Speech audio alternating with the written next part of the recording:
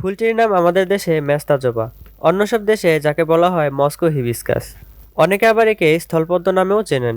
সে যাই হোক এর নাম, তবে ফুলটি দেখতে কিন্তু বেশ চমৎকার। এটি একটি বারোমাসি ফুল এবং বছর জুড়ে প্রচুর ফুল ফুটে থাকে।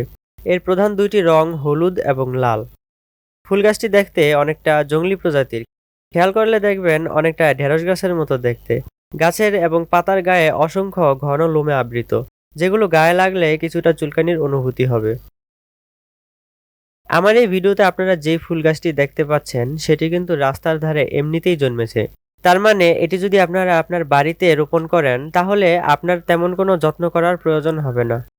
বর্তমানে এই ফুলটির ব্যাপক চাহিদা রয়েছে, ফলে এটি অধিকাংশ নার্সারিতেই পাওয়া যাচ্ছে। এছাড়া আপনি আপনার প্রতিবেশীর ছাদ বাগানের টবেও পেয়ে যেতে পারেন। তাই দেরি না করে আপনিও সংগ্রহ করতে পারেন একটি মেস্তা জবা ফুলের গাছ।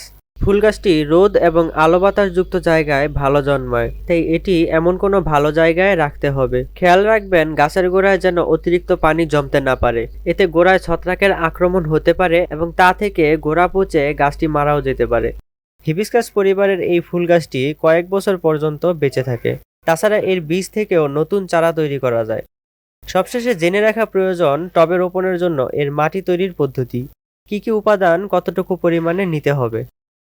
মিডিয়াম সাইজের একটি গাছের জন্য 8 থেকে 10 ইঞ্চি একটি টব নিতে হবে। এরপর এর মাটি প্রস্তুতির জন্য নেবেন বেলে মাটি 40%, ভার্মিকম্পোস্ট 40%, হাড়ের গুঁড়ো 5%, নিম খোল 5%, সরিষার খোল 2.5%, কলার খোসার সার 2.5% এবং শিংকুচি 5%।